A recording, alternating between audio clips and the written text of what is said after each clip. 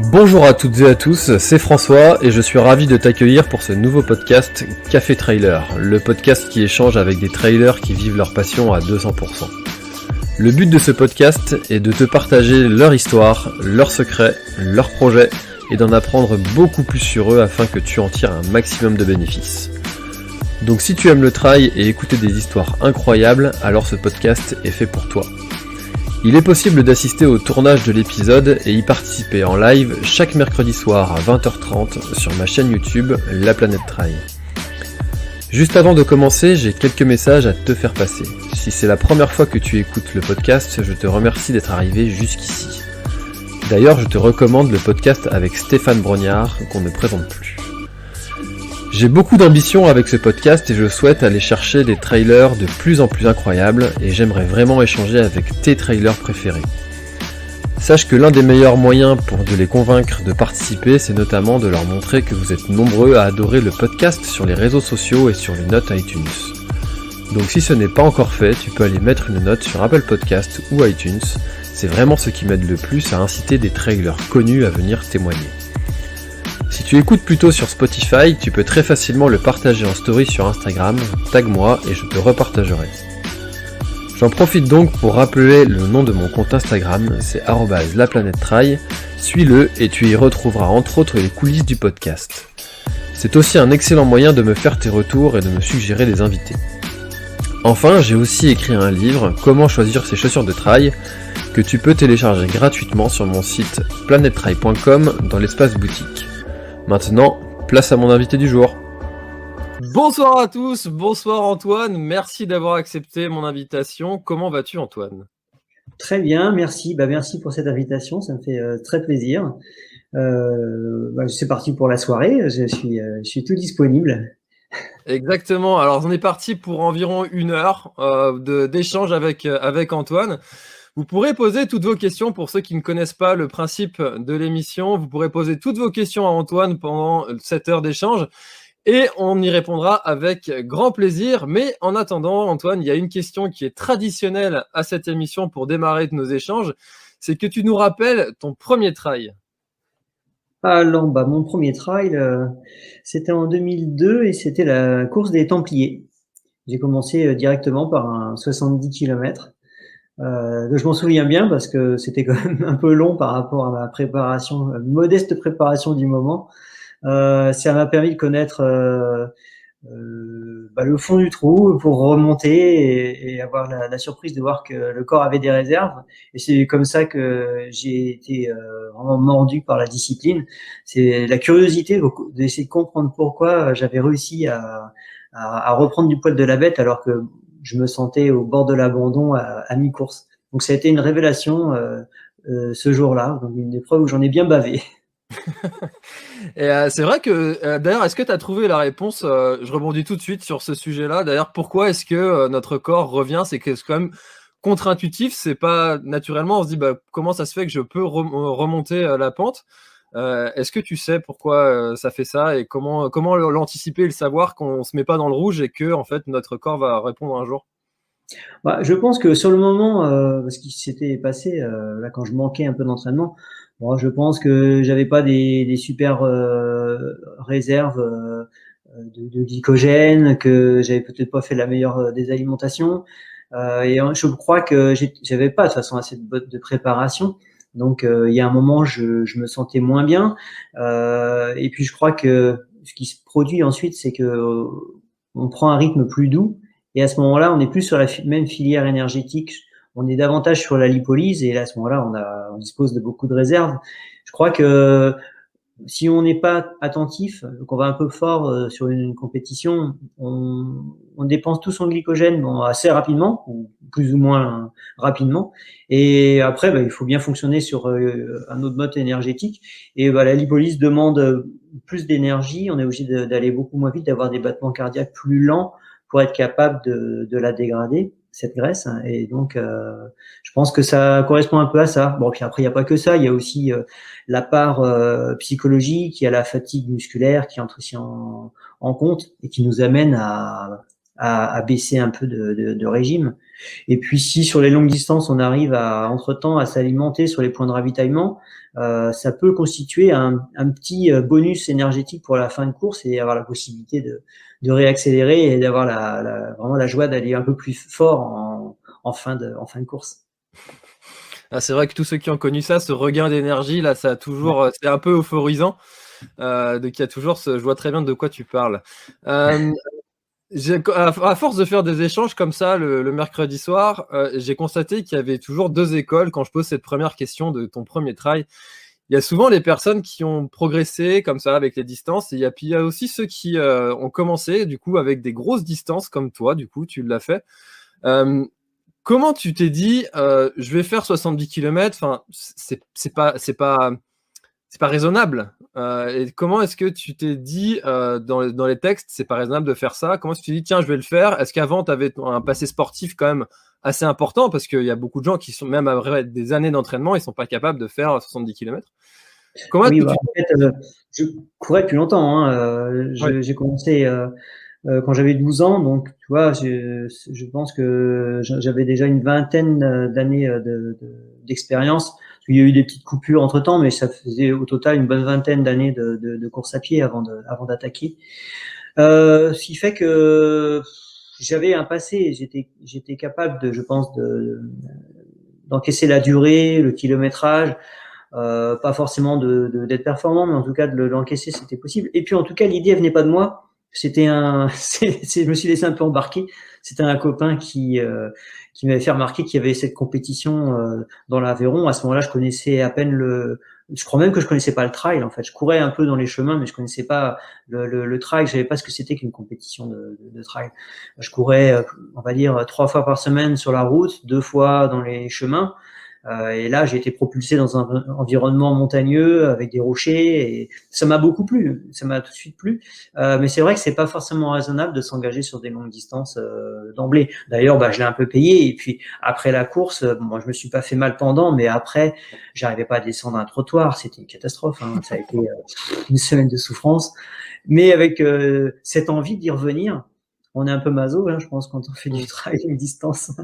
Peut-être c'est cette curiosité de savoir si on peut dominer le sujet, se dominer, parce que c'est une expérience où on se retrouve quelque part un petit peu face à soi-même en tout cas, et parfois un petit peu en échec aussi. Et il faut franchir les obstacles pour arriver au bout. Et c'est quand même une grande satisfaction, mais si ça n'a pas été parfait, on a envie d'y retourner pour voir si on peut pas faire mieux, et si on fait mieux, pourquoi pas plus long, pour voir comment ça se passe. C'est vrai qu'il y a ce côté un petit peu addictif de savoir quand est-ce qu'on va pouvoir remettre un dossard. Maintenant, même si ça fait longtemps qu'on n'en a pas tous mis, des dossards, malheureusement. Mais il y a ce côté addictif de vouloir recommencer. Et du coup, toi, ça a été ton cas. T'as tout de suite, tu t'es dit, tiens, allez, ce 70-là, il va falloir que j'en remette un derrière. Et combien de temps ça a été derrière, du coup, le suivant? Alors, les Templistes en octobre. Je crois qu'en janvier, j'avais fait une course. Ouais, c'est ça. En janvier, j'ai renquillé pour je crois, un 50 km sur la neige dans l'Aubrac, une course qui ne se fait plus. Et ensuite, l'Ariège-Pyrénées, qui devait être en mars-avril, encore un 70 km. Bon, ça me laissait un petit peu le temps de récupérer ça allait. Et puis j'ai quand même progressé et surtout, je me suis mis à courir davantage sur les chemins et délaisser quasiment complètement la route. Et ça allait déjà beaucoup mieux, surtout en mettant un petit peu plus de dénivelé qu'auparavant. Ok. Et quelles ont été tes premières erreurs, si t'en as identifié, qui pourraient servir à tous ceux qui se lancent sur l'ultra trail? Quelles ont été, toi, tes premières erreurs que tu conseillerais d'éviter? C'est un peu personnel, mais j'ai quand même constaté que c'était dans l'alimentation que ça pêchait, quoi. Pour faire bien, moi je lisais les revues qui mettaient en avant certains produits. Alors j'ai testé les gâteaux tout faits là, pour le petit déj. Bon, après c'est un peu bourratif, c'est lourd. On a fait 10-15 km, on l'a encore dans l'estomac.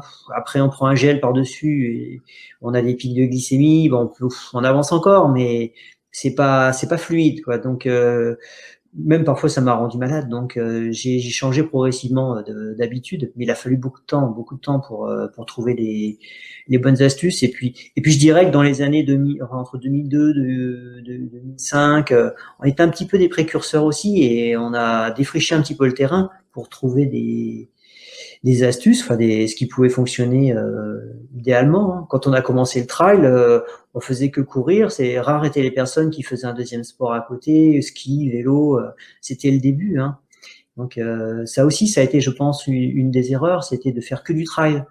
Et après de se rendre compte que on se sentait beaucoup mieux physiquement et on progressait plus vite en mettant un second sport à côté, un sport porté de préférence. Voilà, les erreurs elles sont là. Après les erreurs de gestion de course, aller trop vite ou pas assez vite, ça c'est propre à chacun. Et puis il y a des jours on tente un peu plus rapide. Bon bah on se prend une claque ou pas. C'est comme ça qu'on progresse aussi. Hein. C'est vrai que tu es un fervent défenseur du sport croisé, de l'entraînement croisé, parce que tu fais pas mal de VTT avec. Et ça, du coup, c'est quelque chose que tu recommandes vraiment de pratiquer un deuxième sport que souvent porté, c'est vrai que c'est souvent ce qu'on dit. Et toi, tu l'as constaté que c'est vraiment quelque chose qui t'a fait progresser enfin voilà, de façon vraiment importante. Ouais, même spectaculaire, hein, parce que l'avantage c'est on peut rajouter des heures d'entraînement sans risque de blessure. Bah là, le VTT, en fait, je précise que je le fais sur la route, hein, je le fais pas dans les chemins, je suis pas technique, et puis j'aurais peur à la fois peur de me faire mal, et puis aussi ce serait trop intense. Il y a trop de changements des variations cardiaques dans le VTT pur. Donc moi, je suis sur route, que je m'en sers comme un vélo. L'intérêt, c'est de faire donc des heures sans risque de blessure.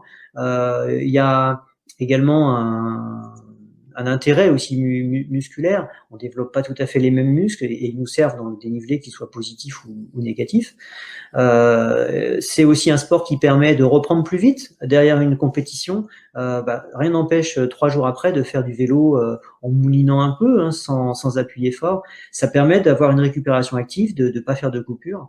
Et puis c'est aussi un sport qui permet de gérer sa saison quand on a des petits bobos, parce qu'on manque pas d'avoir des petits bobos quand on fait du trail. On peut avoir des chocs, se payer un caillou, un début d'inflammation, enfin qu'importe.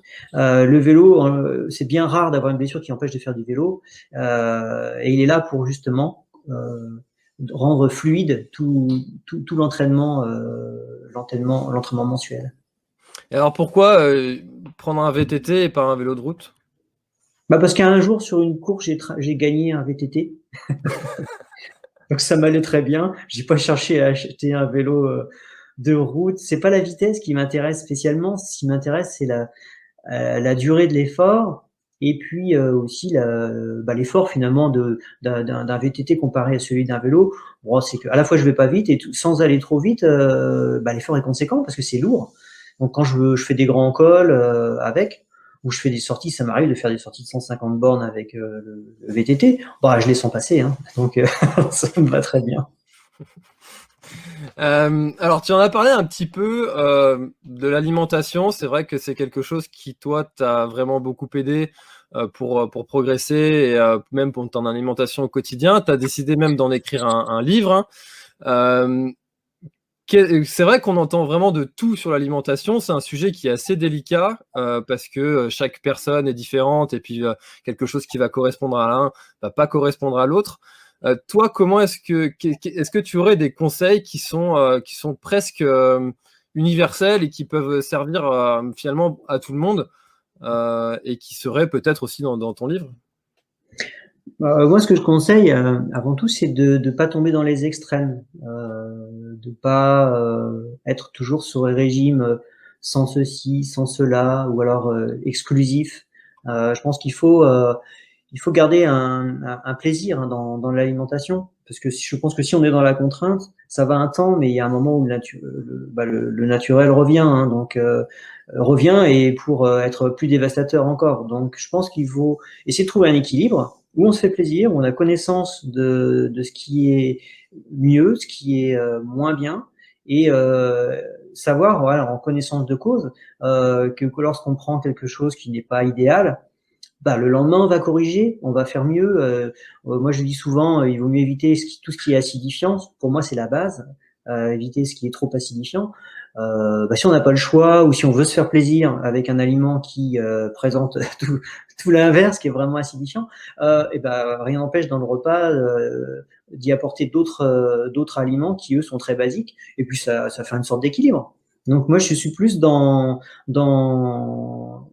la réflexion, savoir ce qu'on mange, éviter trop les écarts, et puis si on en fait, savoir qu'on peut le corriger en étant un peu plus attentif dans la foulée.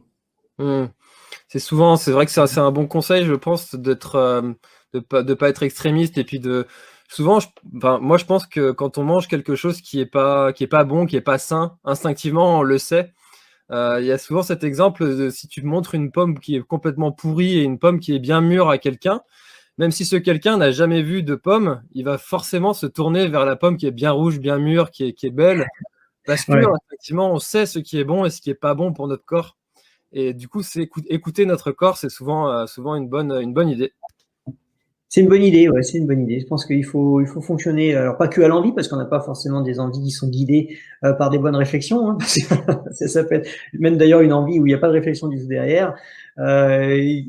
Par exemple, le sucre, la graisse, c'est pas le top, et si on en mange un peu, il y a une sorte d'addiction sur ces produits-là, et on aurait tendance à se diriger plutôt vers eux. Donc, c'est aussi pour ça qu'il faut apprendre aussi, se renseigner, il faut lire, et puis comme ça on évite les plus gros pièges, je dirais. Ok, super. Alors je vous disais au tout début de l'émission que vous pouvez poser toutes vos questions à Antoine. Et là, donc on a Inquiète en basket à Chamonix qui nous demande donc une vie de trail, une longévité incroyable.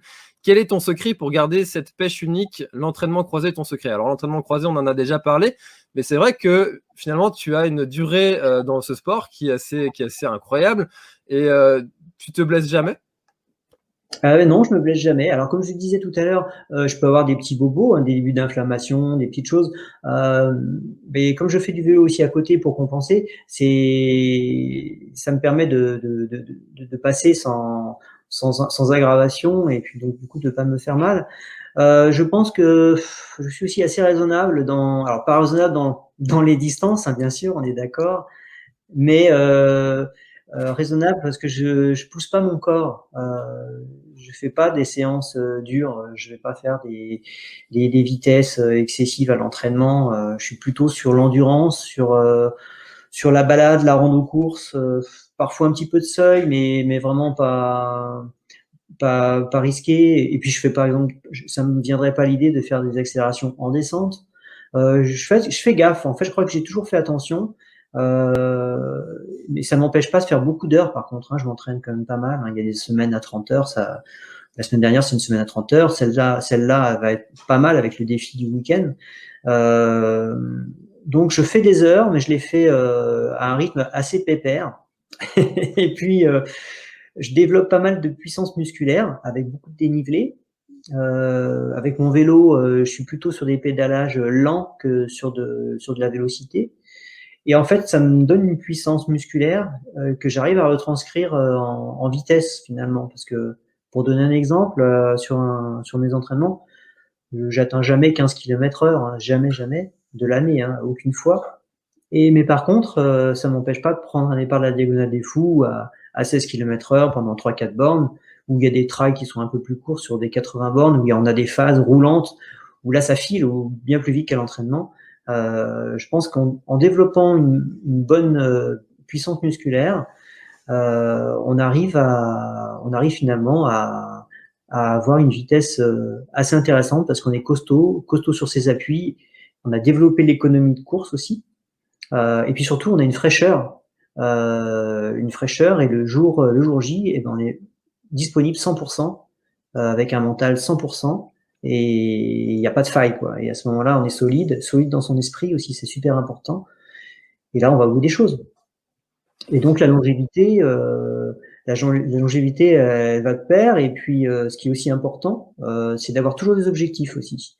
C'est-à-dire avoir des objectifs, c'est bien. Faire un gros objectif dans son année, c'est bien, mais il faut déjà avoir en tête d'autres objectifs derrière, de manière à pas avoir un vide, se retrouver désemparé. Parce qu'on va vite même à la dépression. Il y a des coureurs qui vont à la dépression parce que ils ont vécu un moment extraordinaire. C'était ce dont ils rêvaient depuis longtemps, et puis derrière, il n'y a plus rien. Donc moi j'ai toujours des tas d'idées en tête, des défis. J'ai pas assez de temps pour faire tout ce que je veux. Voilà, et ça c'est génial. Je dirais pas avoir assez de temps pour tout faire, bah c'est super bon signe. Et dans tout, dans la vie, hein, je pense que si à la fin de la journée on se dit la journée était encore trop courte, ouais, si on veut me faire un cadeau, bah j'aimerais plus que 24 heures dans la journée. Voilà, là ça me rendrait service. Il y a un livre qui s'appelle la 25e heure, quelque chose comme ça, pour avoir plus de temps dans sa journée. Mais c'est vrai, c'est très vrai ce que tu dis. Moi, c'est vrai que personnellement, c'est un petit truc qui me fait un peu peur parce que j'ai un gros objectif sur la Diagonale des Fous et qui m'anime, qui me fait rêver depuis des dizaines d'années, enfin, même si j'en ai que 30. Et c'est vrai que ce syndrome un petit peu d'après, de déprime, de dire bah, ça y est, ce rêve est accompli. Qu'est-ce qu'il va y avoir derrière? C'est quelque chose qui arrive à beaucoup de trailers et c'est bien d'en parler parce que sinon on peut penser qu'on n'est pas normal si on le vit. Et donc c'est bien d'en parler parce que c'est un sujet dont on ne parle pas souvent. Oui. Alors, donc on a Ben qui dit bonjour Antoine, est-ce que ta curiosité pourrait t'amener à venir tester le dénivelé breton? J'étais obligé d'afficher cette question. Oui. Il y a du délit d'initié là. Ouais, bien sûr, oui. J'y ai couru il y a peut-être il y a 2 ans avec un sponsor, le groupe Unifair là, du team Globe Trailer. On avait fait le tour de Belle-Île, ça, j'étais ravi, hein, vraiment. Et j'ai aussi eu une occasion de participer à un petit stage aussi en Bretagne avec le groupe Yanou. C'est Yanou, je crois. Oui, c'est Yanou. Et j'aurai d'autres occasions certainement. Oui, bien sûr. Je viendrai. J'aime bien varier. Et... Oui, vous m'y verrez. Ouais. Ok. Bon, allez, sujet clos sur la Bretagne. Je vais arrêter d'être un petit peu chauvin. Est-ce que tu peux nous raconter qu'est-ce qui t'anime justement sur cette Diagonale des Fous et qu'est-ce qui fait que tu y retournes aussi régulièrement? Pourquoi cette course et pas une autre alors que tu en as quand même vu un paquet de courses? Oui, c'est vrai que elle est particulière, celle-là. Elle est particulière. Donc ça fait 13 fois que je la fais. C'est une course à laquelle j'ai participé déjà en 2007 pour la première fois, et donc ça remonte, hein, ça remonte, et m'avait beaucoup marqué parce que c'était une grande découverte par les paysages, par l'ambiance, le terrain, c'était tout ce que j'aimais dans le trail, une folle ambiance. Pas que des coureurs, mais vraiment tous les gens qui sont autour de l'île, hein, on peut le dire. C'est un gros événement sur cette île. Et dès qu'on atterrit à La Réunion, une semaine avant, on sent bien que ça vibre déjà, on sent que ça représente quelque chose de très important. Alors pourquoi tous les ans? Parce que c'est toujours différent en fait. C'est un terrain qui est tellement particulier. On part du niveau de la mer, on monte à 2500 mètres, c'est super technique, hein, qu'on a très froid, hein, qu'on a très chaud. C'est toujours différent. Les scénarios sont jamais les mêmes. C'est une course qui est très difficile à gérer, et en fonction de la façon dont on l'appréhende au départ, on va vivre une course totalement différente d'un bout à l'autre, quoi, comparé à d'autres années. Et puis vraiment, il y règne quelque chose de très fort. Bon, dans les ultras en général, il y règne déjà des ambiances particulières. Mais celui-là, il est encore plus fort parce que ça représente aussi un grand voyage. Alors, il y a beaucoup de personnes qui se fixent cet objectif pour des raisons particulières, comme quand j'aurai 40 ans, quand j'aurai 50 ans, pour des anniversaires, pour une cause, pour des maladies. Dans d'autres ultras, ça se voit, mais à La Réunion, particulièrement, il y en a vraiment beaucoup. Ce qui fait qu'on ressent cette énergie, cette grande volonté des gens quand on est dans le sas de départ. C'est pas comme un autre sas de départ. Il y a vraiment quelque chose qui plane dans l'atmosphère. Et alors, quand on est libéré de nuit sur ces chemins, c'est assez fantastique. On se retrouve assez rapidement face à soi-même. C'est vraiment un terrain qui pardonne pas. On peut pas être tranquillement en train de discuter sur une piste large. on est toujours confronté à des difficultés, toujours la vigilance. Moi, X fois, je me suis cassé la binette dans des sentiers, et pourtant, je fais gaffe. Hein. Donc, c'est vraiment redoutable. Et donc, forcément, ça laisse des souvenirs impérissables. Et puis, on y réfléchit. On l'a fait une fois, on dit comment je pourrais faire mieux, ou on m'a parlé de tel endroit, j'ai pas fait attention, parce que il y a ça aussi dans le trail, c'est qu'on a des moments où on est dans ses pensées et beaucoup d'introspection. Et puis là, on marche un peu au radar. Et puis, il peut se passer une section peut-être de 10 km. Et puis après, quand on discute avec les copains de telle et telle partie, il y a un blanc. On ne sait pas pourquoi, il y a un blanc de peut-être même parfois 20 km, 30 km, on ne sait pas, on n'a rien vu. Et donc, le coup d'après, on dit il faut absolument que je sois plus attentif à cet endroit. Puis voilà, on vise d'autres moments forts. Voilà pourquoi j'y retourne.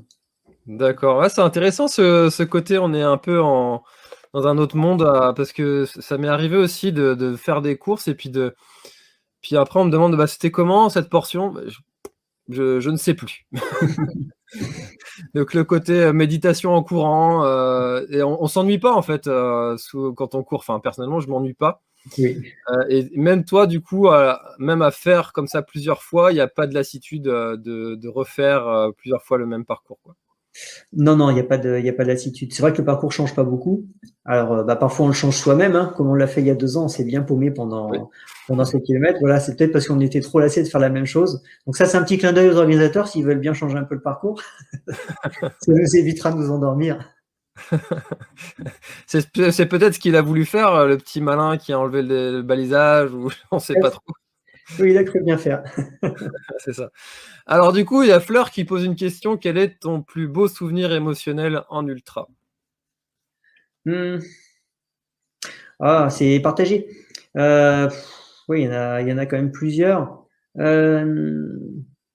J'ai très bien vécu, bien sûr, l'année où j'avais gagné la Diagonale des Fous, ça a été très fort parce que j'en rêvais depuis beaucoup d'années.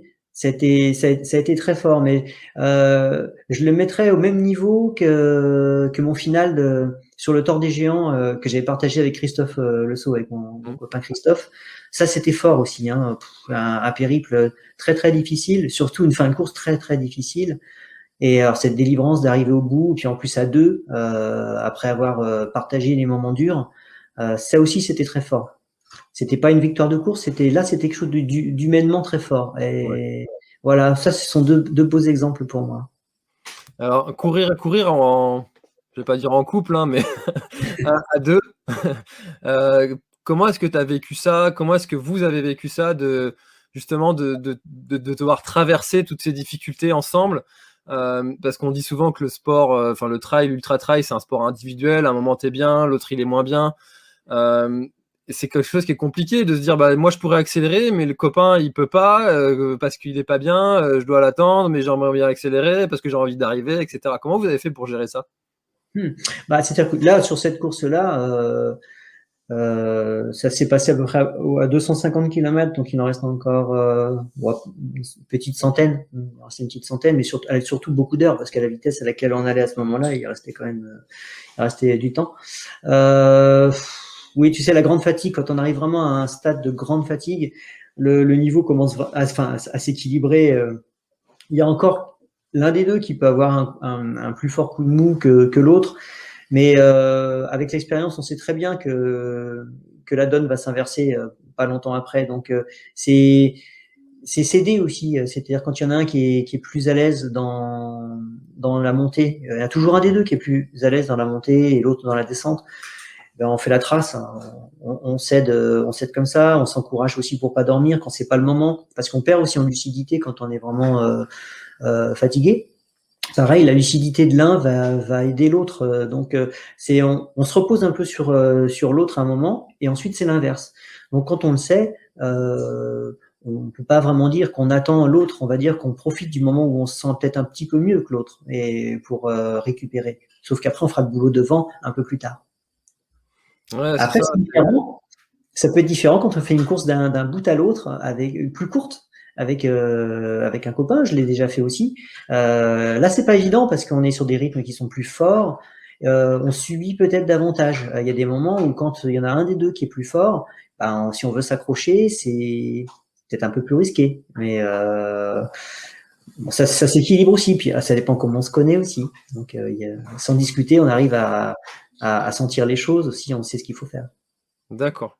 Ah, c'est intéressant parce que c'est souvent un problème quand on veut courir à deux ou à trois ou en groupe. Donc c'est intéressant d'avoir ton point de vue là-dessus. Alors, tu es surnommé le métronome, j'étais obligé de t'en parler un petit peu. Et Yann me donne l'occasion, il faut nommer Antoine comme président de la SNCF, comme ça il n'y aura plus jamais de train en retard. Bon, c'est peut-être une idée pour une reconversion. Mais Pourquoi pas? comment est-ce que tu fais pour prévoir tes temps sur des courses que tu n'as jamais fait? Parce que sur la Diagonale des Fous, bon, après 13 fois, tu peux anticiper à peu près, même si les conditions sont un peu différentes. Mais sur des courses que tu n'as jamais fait, comment est-ce que tu peux faire pour te dire, bah tiens, je vais arriver à tel endroit à telle heure environ?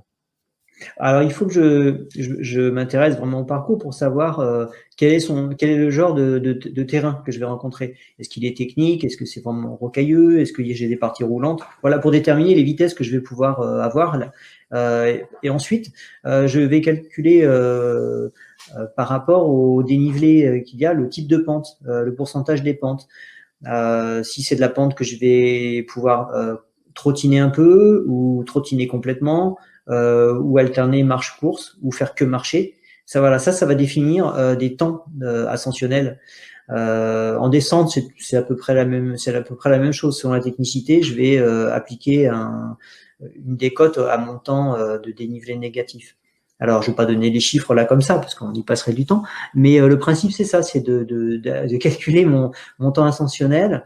Et une fois que j'ai obtenu un temps final, je vais le comparer avec un autre calcul, c'est-à-dire que je vais mettre la distance à plat. Je vais faire le calcul qu'on fait avec le dénivelé qu'on remet à plat, hein, et je vais voir le temps que je mettrai sur une course sur route sur 120, 130 ou 150 km, et ça va me permettre de voir si je suis à peu près dans les clous. Et puis en dernier recours, éventuellement, je peux comparer avec des résultats d'autres coureurs que je pourrais connaître. Et puis ça peut me permettre de voir si je suis vraiment bon ou si j'étais un peu présomptueux, quoi. C'est toujours difficile de ce point-là, je trouve, parce que en fait, on sait pas trop quand est-ce qu'on va avoir les périodes qui vont être un petit peu moins bien durant la course. Du coup, anticiper ces temps comme ça, c'est toujours un point qui est difficile. Et tu anticipes aussi ça, des périodes de moins bien, de faiblesse, entre guillemets? Non, j'en ai plus depuis très longtemps. J'en ai pas. Ah oui. Ça m'arrive, hein, ça peut m'arriver. Et là, justement, je me plante complètement dans mes temps. Bien sûr, ça ressemble plus à rien, mais en principe, ça m'arrive pas. Donc, je vais pas partir du principe que je vais aller moins bien. Au contraire, ça m'aide justement de me donner un repère pour voir si je suis plutôt bien parti ou si ça va trop vite. Ça m'est arrivé, par exemple, une fois de me planter bien comme il faut. C'était sur le 100 miles of Istria. Alors celui-là, je m'étais bien fait avoir parce que j'étais parti trop fort assez rapidement. J'avais rejoint les deux coureurs de tête, c'est un Japonais et puis Grégoire Kurmer, et on était sur des bases sur un 100 miles de 18h30. Pour moi, c'était trop rapide. Pour eux, ça pouvait peut-être aller, mais en tout cas, pour moi, c'était trop rapide. Mais bon, c'était plaisant. On a couru toute la nuit comme ça. C'était franchement sympa. Alors, puis après, j'ai sauté à 115 km. On a traversé un champ de boue et ça m'a cisaillé les pattes pour de bon. Et après, j'ai subi toute la fin de course et je suis arrivé peut-être 3 heures après ce que j'avais prévu dans le dur. Mais là, voilà, ça ressemble plus à rien. Mais bon, j'ai tenté. Ouais, je me suis fait plaisir et puis après, bon, j'ai un peu payé. Mais je regrette pas. Je regrette pas, parce que c'est une expérience et ça permet aussi de pas avoir de regrets, parce que on me dit souvent, ouais, si t'étais allé plus vite, peut-être que t'aurais pu gagner la course, tu regrettes pas. Bon, là, voilà, j'ai essayé d'aller plus vite, je vois que j'ai des limites. Ouais. Mais quand tu dis que les coups de faiblesse, ça t'arrive pas, parce que souvent, quand on est habitué à faire une distance, bon, d'accord, ça n'arrive plus. Enfin, tous ceux qui ont déjà fait plusieurs distances de 50 km, quand ils vont faire un 20, un 30, ça paraît plus facile. Enfin, voilà, c'est plus normal de ne plus avoir de période de faiblesse. Mhm. Mais Mais même sur un 300 et quelques, t'as pas de coup de moins bien où tu pourrais dormir dans un fossé Ah même bah, si le nombre gros 300 kilomètres, km, le Tour des Géants, là, que c'était en 2014, là, oui, on a dormi dans l'herbe. Ben là, on va jusqu'à être complètement fatigué, enfin, au bout du bout, avec des hallucinations. Mais sur un 100 miles, non, j'ai pas les hallucinations. C'est assez linéaire dans l'effort.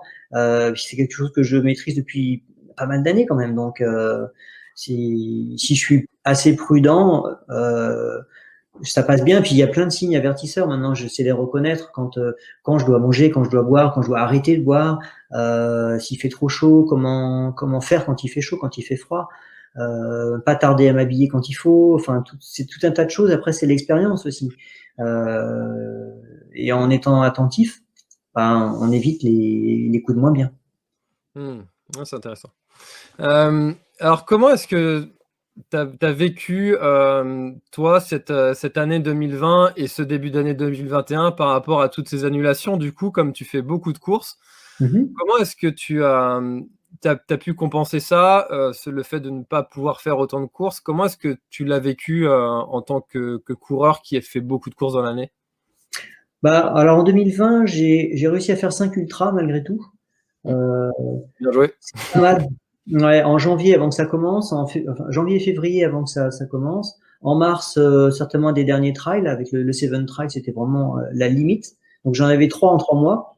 Et puis ensuite j'en ai fait, j'ai fait le 100 miles Sud de France quand il y a eu une accalmie là en octobre. Et ensuite j'ai fait une course en Grèce sur route, à 140 km sur route en fin octobre. Ouais, 3 semaines après le 100 miles.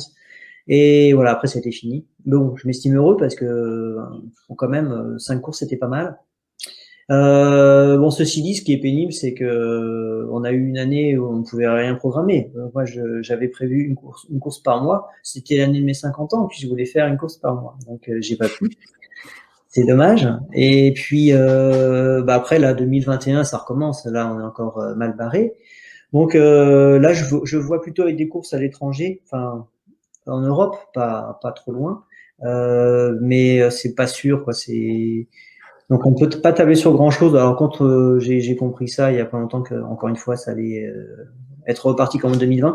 Je suis plutôt dirigé vers des défis, voilà, des traversées, des choses à faire avec les copains pour continuer à faire du long, parce que si on s'entretient pas sur des longues distances, bah, le corps ayant mémoire de l'effort, il va devenir feignant après. Hein. Le jour où on va avoir un 100 miles à faire, il va dire ouais, qu'est-ce que c'est que cette histoire. Donc il faut qu'on se débrouille pour faire des longues distances. Donc là, voilà, après-demain, on se lance avec Renaud Rouanet et Cédric Chavet sur le défi du Sentier Qatar. On va avoir 240 km là en 3 jours. Donc ça va faire du bien. Et puis ensuite, bah, on en refera un en avril. Et puis on va fonctionner comme ça jusqu'à ce qu'on puisse courir avec un dossard. Et donc là encore, vous avez découpé donc votre trail en plusieurs étapes de 3 jours, c'est ça, si je me trompe pas? Oui. Tu peux nous en parler un petit peu de cette découpe que vous avez fait et comment vous l'avez choisi? Alors bah, à la base, c'était donc le Sentier Qatar, le GR 367, part de Port-la-Nouvelle et va jusqu'à Foix. Donc on va le faire dans ce sens-là. C'est un sentier qui fait à peu près 9000 mètres de dénivelé positif. C'est la petite montagne, 1300 mètres maximum sur ce parcours. Et on va le découper en 3 fois, parce que le but, c'est pas de se mettre trop dans le dur. 80, c'est déjà des belles distances, surtout 3 fois de suite comme ça. Et ça se veut un défi un peu pédagogique, c'est-à-dire que ce qu'on va faire, on va faire des vidéos, on va faire des photos régulièrement pour informer de ce qu'on fait, comment on prépare de la longue distance, qu'est-ce qu'on mange pendant ce moment-là, comment on gère la distance, le dénivelé, voilà, les bons gestes, les soins du corps après, s'il faut faire de l'automassage, ce genre de choses, le soin des pieds, enfin tout plein de choses. Ça va être un peu comme un terrain d'expérience. Enfin, on va partager la nôtre. Et si quelques coureurs vont nous accompagner, ben ils pourront. Bon, maintenant, il faudra qu'on fasse gaffe au nombre, bien sûr. Mais le but, c'est ça, c'est de à la fois se faire plaisir avec des longues sorties, et puis partager ça. On s'en sera pas seul. Et puis, je pense que ça peut servir aussi pour les autres coureurs en attendant à leur tour un objectif. Tout à fait. Les gens ont envie de plein air, d'outdoor et à partager, même si c'est en virtuel, un petit peu votre aventure, Oui. ça fera du bien, je pense. Donc c'est une bonne idée. Où est-ce qu'on pourra retrouver ça? Vous pouvez le suivre sur nos pages, celle de Cédric, celle de la mienne, je pense celle de Renaud, s'il arrive à faire de la com. Mais en tout cas, on fera au moins sur la page de Cédric, sur la mienne, sur la page de Kinetic aussi, notre sponsor. Voilà, sur ces supports-là, on fera de la communication, donc par communication croisée, vous retrouverez les endroits où suivre. Ok, super. Il y a une question, c'est vrai qu'on se demande jusqu'à quel âge est-ce que tu penses que tu vas pouvoir aller faire des ultras pendant aussi de distances aussi longues. Est-ce que toi, tu t'es mis un objectif comme ça? Souvent, c'est vrai qu'on se dit, allez, jusqu'à tel âge, j'y vais, puis après, je stoppe. Ou est-ce que tu vas juste écouter ton corps et tes sensations? Ouais, ça fait partie de ma vie, hein. Moi, je fonctionne comme ça. J'ai toujours aimé ce qui durait longtemps. Puis je suis gamin. Dans tout ce que j'entreprenais, il fallait que ça dure.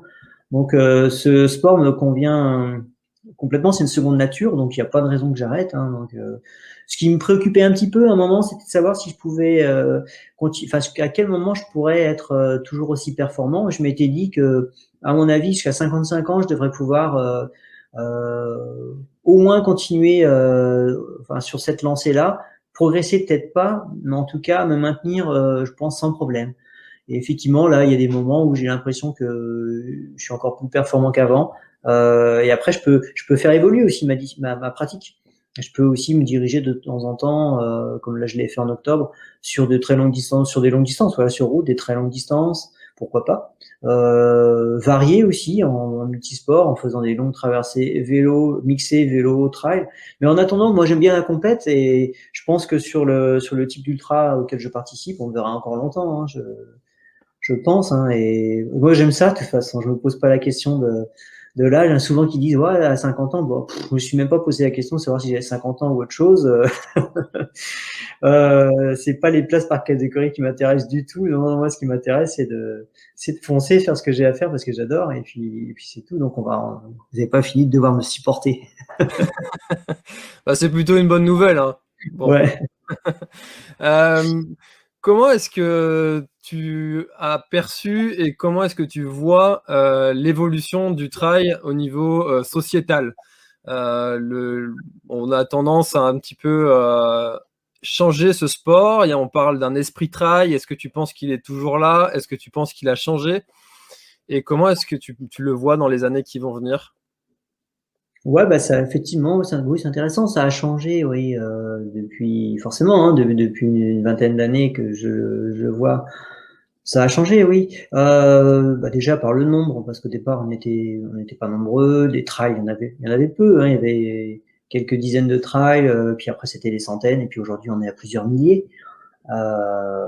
Donc ça a changé. Il y a énormément de pratiquants. Et puis ça s'est aussi dirigé vers la longue distance, hein. Avant, il y en avait très peu des longues distances.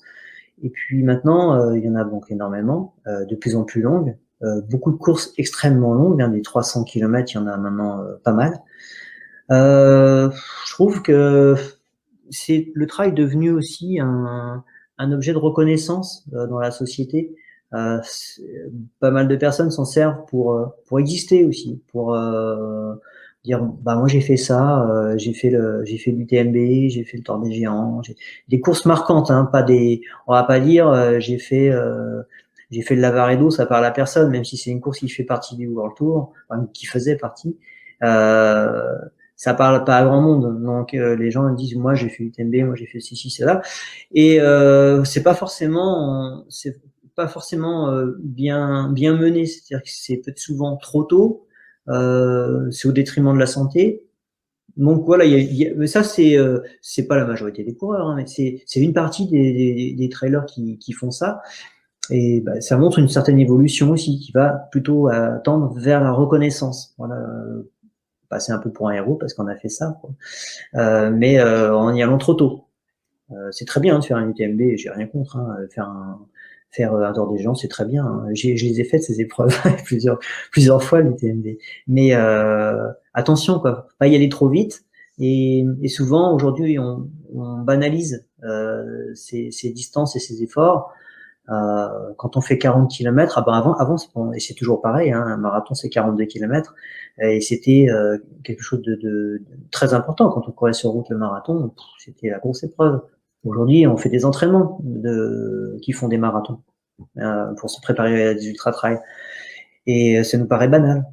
Mais pour le corps, ça ne l'est pas forcément. Donc, c'est là que je pense que l'évolution principale, elle se retrouve là-dedans, dans le trop vite, trop vite. Donc, c'est attention à ça. De consommer de l'ultra comme on consommerait une série Netflix. Oui. Alors bon, j'en suis pas un bon exemple, forcément. Si les revues parlent de moi en disant je fais 8, 9, 10 ultras par an, ça m'arrive. Hein. Forcément, moi je les encaisse, mais ça fait très longtemps que je cours. J'ai commencé à 12 ans, ça va faire presque 40 ans que je cours. Donc ça s'est fait, je cours quoi, depuis longtemps. Mon corps il s'est construit, il s'est modifié et pour ça. Je suis taillé maintenant pour ça. Et je suis pas un cycliste, même si ça fait 15 ans que je fais du vélo en complément. Quand je vois des vrais cyclistes passer à côté de moi, je sais que c'est une autre planète. Je vois bien. Donc, il faut se laisser le temps. Je pense se laisser le temps, pas aller trop vite, pour pouvoir profiter longtemps. Et je pense que c'est ça qui est important. On a un très joli sport avec énormément d'épreuves différentes dans plein d'endroits différents. Et c'est quand même assez magique de découvrir des endroits nouveaux simplement par la force du corps en courant, en étant libre comme ça. Donc, c'est dommage de gâcher ça en faisant trop vite, quoi. Non, mais c'est très intéressant ce côté sociétal et de valorisation de l'ego. Quand c'est valoriser son ego au bénéfice de sa santé, je trouve que c'est finalement une bonne chose, même si bon, l'ego, on peut toujours en discuter. Ça peut être mis les gens qui se mettent tout le temps en valeur. Bon, c'est un peu pénible quand on doit les écouter tout le temps. Mais quand c'est au bénéfice de sa santé, c'est une bonne chose finalement. Quand c'est au détriment de sa santé, c'est là où ça devient un petit peu inquiétant. Et aujourd'hui, même si personnellement, ça fait que 6 ans que je fais du trail, vraiment de façon intense, au début, j'ai pas l'impression que quand je disais aux gens je fais du trail, ils me disaient ah bah tiens, je connais un mec qui a fait l'UTMB, ah tiens, je connais un mec qui a fait la Diagonale des Fous. Maintenant, c'est systématique. Dès que tu rencontres quelqu'un et puis qui te dit tiens, que tu lui dis que tu fais du trail dans la discussion, il te dit ah je connais quelqu'un qui a fait. C'est tout. Voilà. Ça j'en ai discuté avec quelques autres personnes et je suis pas le seul à le vivre. Donc on est de plus en plus aussi à faire ce sport. Oui, on est de plus en plus nombreux. Et puis après là, on est dans la force de la communication. Hein. C'est pourquoi l'UTMB, pourquoi la Diagonale, pourquoi le Marathon des Sables, parce qu'ils sont très forts au niveau de la communication, très présents, avec de très belles images, et donc forcément que derrière ça donne envie, et on pense à ces courses tout de suite. Elles sont en tête de gondole, on va dire. Voilà, elles ont été mises en avant, tête de gondole, et c'est ce qui donne envie. Tout à fait. Il n'y a pas que ça, il y en a d'autres. Je vois souvent des coureurs qui sont très très déçus parce que ça fait 2 ans qu'ils sont inscrits sur la liste d'attente, ils sont pas tirés au sort. Bon, c'est sûr, c'est dommage quand on a Gidion en tête, mais il y a tellement d'autres courses, donc c'est peut-être un peu dommage. C'est vrai que des courses, on pourrait en faire quasiment tous les week-ends, et pour autant, ce sont ces courses-là dont on parle tout le temps qui font rêver. Et quand on est organisateur, il doit y avoir un petit côté un petit peu frustrant de ne pas avoir cette mise en valeur. Alors qu'il y a des courses qui sont tout aussi belles, tout aussi difficiles, qui sont tout aussi longues, tout aussi bien organisées, Oui. qui n'ont pas cette mise en avant, quoi. Et oui, j'étais organisateur de la 6666 là, pendant 10 ans avec mon épouse, mais c'était une bataille pour faire développer cet événement. On a eu parfois, oui, des coups de mou, parce que quand on voyait par exemple une Maxi Race s'est créée et tout de suite il y a 1000 coureurs sur la longue distance pour être dans les bouchons, dans la brume, dans la boue, alors qu'on propose un parcours fantastique dans un milieu sauvage à souhait, quoi. Vraiment l'âme du trail. Bah oui, ça fait râler. Donc on a fini par arrêter, pas pour ça, mais un peu aussi par la transformation des différentes formes de coureurs qu'on pouvait avoir aussi. C'était plus l'âme du départ, c'était des personnes un peu plus consommatrices qu'on commençait à avoir. Et ça m'a déplu. Donc on s'est dit non, faut qu'on arrête, on s'y retrouve pas. Nous on veut procurer du plaisir. Alors on en procurait toujours, mais peut-être à moins de coureurs qu'avant. Donc on a arrêté. Ah, c'est ce côté organisateur aussi que tu as eu. Ça a été une période qui a été, je pense aussi intéressante pour toi dans ta carrière de professionnel du trail. Ouais, c'était vraiment une expérience passionnante. Déjà partager ces coins d'entraînement, c'est vraiment super. Et puis après, il y a tout le montage d'un événement où là, on est amené à rencontrer beaucoup de monde, des personnes très différentes. C'est riche, hein, on apprend beaucoup de choses. Mais c'est quand même un labeur, hein. Faut pas le cacher, c'est extrêmement difficile d'organiser un ultra. Peut-être bien plus difficile que les petites courses parce qu'il y a un dossier préfectoral qui est très conséquent. Il y a un nombre très important de bénévoles. Il y a des calculs invraisemblables pour remonter le dispositif de sécurité. C'est compliqué. Et après tout ça, au fil des années, a été de plus en plus compliqué et a pris le dessus sur le plaisir de partager le parcours. Parce que finalement, quand on est coureur, on arrive, on prend son dossard, on suit le balisage, on se fait plaisir, on arrive, on profite un petit peu de l'arrivée. Voilà, ça se résume à ça, la course. Et puis les échanges avec les copains. Mais quand on organise, ouais, c'est ça justement qu'on a envie de mettre en avant. Mais ça représente qu'une toute petite partie de tout cet ensemble. Et quand après la bascule, elle est plaisir et inconvénient, elle est plus équilibrée du tout. Bon bah, soit on continue parce qu'on est têtu, soit on passe à autre chose. Bon, moi, j'ai préféré passer à autre chose. Et qu'est-ce que tu penses, toi qui as été organisateur, de cette professionnalisation de l'organisation de trail? Bah, elle est indispensable parce que notre société évolue. Je dirais que ce qui est malheureux, c'est qu'on est obligé vraiment de se protéger parce que les personnes sont de moins en moins responsables. Alors, on est obligé d'avoir des dispositifs de sécurité qui sont très très sérieux, très coûteux, parce qu'il faut faire attention. S'il y en a un qui se fait mal, même en se perdant, il va encore accuser l'organisateur de l'avoir blessé alors que il s'est planté tout seul. Donc aujourd'hui, ça devient difficile pour cette raison. Enfin, c'est mon avis. Moi, c'est comme ça que je l'ai ressenti au fil de ces années. Donc la professionnalisation, elle est indispensable. C'est vrai que l'organisation, enfin tous les organisateurs le diront, c'est un travail quasiment à plein temps, surtout quand on a un travail à côté. C'est beaucoup de soirs, beaucoup de week-ends. C'est un très très gros travail. Et donc merci beaucoup à tous les organisateurs qui sont encore motivés d'organiser des trails. On pense pas assez souvent à eux, à mon sens, parce qu'en ce moment il faut en avoir du courage pour continuer à organiser malgré les annulations. Donc c'est super chouette d'avoir encore des gens qui ont la foi comme ça. Est-ce que il y a donc Jean-Fred Ramaille qui demande si un record sur le GR20 ça te tente pas? Non, ça me tente pas. J'ai fait le tour sur 5 jours. Ouais, je crois que c'était sur 5 jours. C'est magnifique et c'est très difficile aussi, hein. J'ai vu quel était le terrain. Ouais, non, c'est un effort qui est énorme. Disons que faire du défi, j'aime bien dans l'idée, mais après, j'aime bien aussi porter un dossard.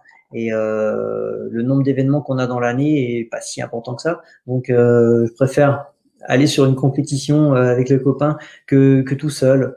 Puis j'ai déjà fait des défis, mais ça c'est un défi qui a déjà été relevé plusieurs fois, avec là maintenant un temps stratosphérique d'ailleurs, hein. Je pourrais faire une marque sur le GR20 pour savoir ce que je vaux sur ce type de terrain, mais je ferais pas mieux que François, hein. Ça, je sais très bien quelles sont mes limites.